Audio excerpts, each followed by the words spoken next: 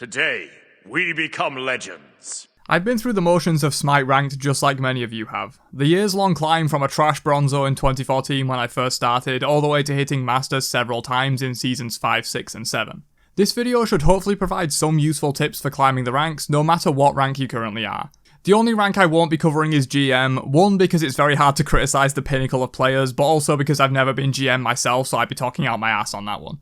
I have been to every other rank multiple times though, so let's jump in with one tip for each rank in Smite to hopefully advance you to the next rank up. Bronze. The meta doesn't exist in Bronze. Trying to copy what high level players are doing in this rank will do you more harm than good. I've made an entire video on why the SPL meta doesn't actually apply to most people's matches, I'll link that one down below.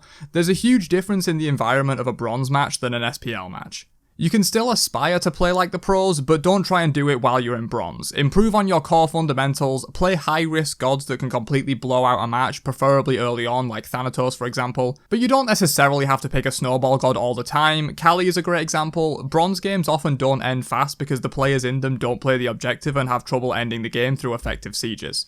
Most Bronze games end either on a split push, yes this actually happens a lot in Bronze more than you would think, or a team wipe later in the game where everyone's dead for 60 or 70 seconds. This counterintuitively allows hyper carry picks to see huge success in lower ranks in general. People don't shut you down early, and when you get to late game you can almost win the game on your own with a pick like Kali because people really don't know how to play around it. Likewise, gods with amazing strengths and glaring weaknesses are great since you can abuse their strengths and often not get punished for their weaknesses when playing against inexperienced players. Take Fenrir as an example. His 3 Brutalize is very often cancelled early in higher level matches because of the multitude of ways it can be cancelled, be that silence, cripple, stun, jump, taunt, etc. But in lower ranks, many of the players just don't do it, and you get full value from Brutalize, which is 660 base and 200% scaling. That was a specific example, but it's a general idea that you can apply when playing in Bronze. Also, you're far less likely to get counterpicked in Bronze because most players don't really know what counters actually are effective. Silver. So Silver is kinda like Bronze Light. It's a similar environment but not exactly the same. The main difference I've noticed is that players in Silver actually do pay attention to the higher level meta and try to emulate it. This just doesn't really happen in Bronze. Silver to me is the rank of theoretical knowledge. Many Silver players do their due diligence in trying to learn the meta, counters, builds, etc., but often lack actual fundamental skill and mechanics about the game. To put it another way, their Ra build might be amazing, but if they miss 90% of their ults because they don't wait for a CC first, they're not going to do very well. My suggestion for escaping Silver would be to pick a few gods and a couple of roles you're mechanically really good at and stick to them. Wider knowledge of roles and multiple picks generally comes in the higher rank you go. You can absolutely get away with only playing 5 to 10 gods in Silver, don't overextend yourself. Gold. So this is where players mostly have their fundamentals down and can play a game of Smite that actually resembles a MOBA and not ranked arena. For Bronze and Silver, you can get away with playing your own game for the most part. Don't literally troll though. However, in Gold, team play becomes a lot more important. If you're stuck in Gold, my suggestion is to learn the ins and outs of objectives and team fights and how they're structured. Many players don't learn these properly in Gold, and if you can make the right calls, they will often listen because they don't know any better.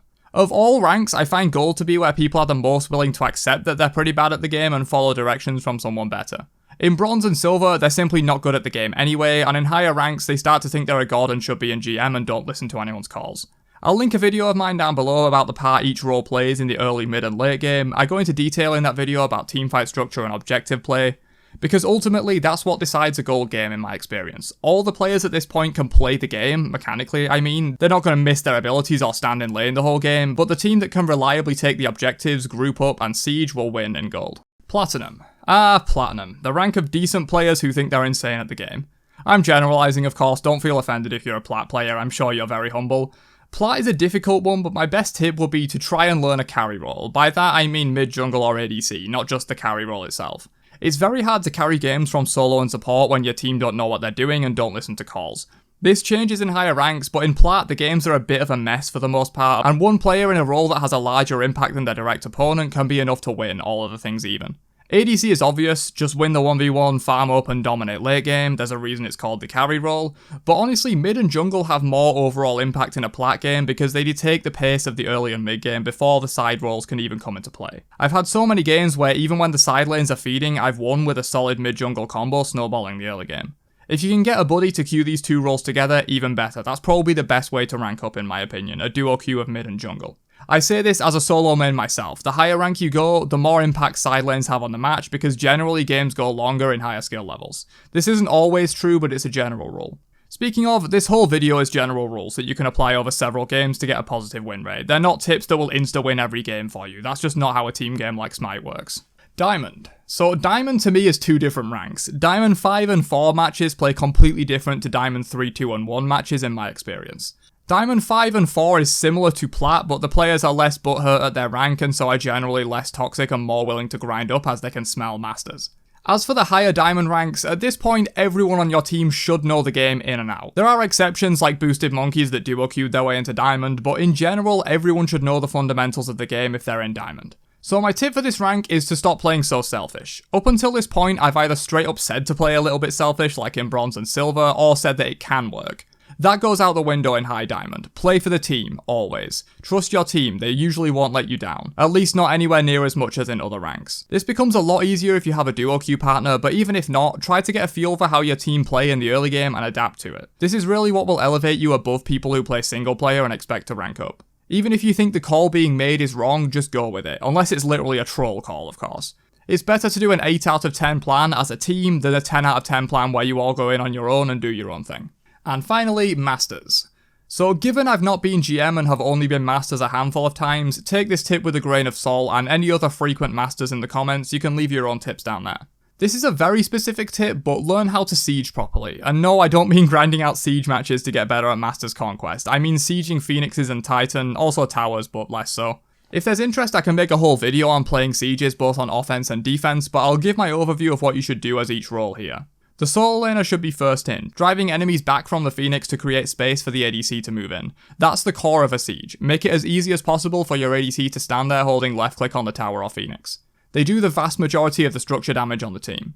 Supports generally stay back to protect that ADC from the inevitable dives of the enemy solo and jungle. Speaking of, the jungler has a bit of a weird role on offensive sieges in that they can help burn the Phoenix, or they can dive in with the solo to have kill potential on the backline. The mid is a bit useless on offensive sieges for the most part, but will generally throw out abilities to zone enemies away from the Phoenix and land kills if possible.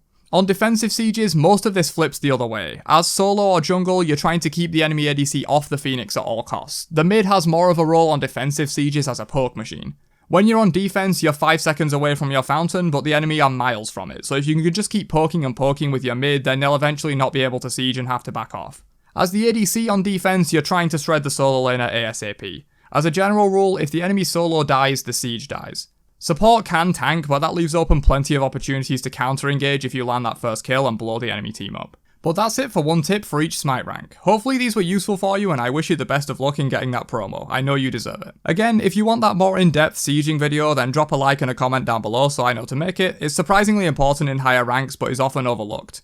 The amount of games I see that go 40, 50 minutes because no one can siege is sad. But anyway, that's it from me. Catch you guys in another one later on. Have a great day and peace out, you nerds.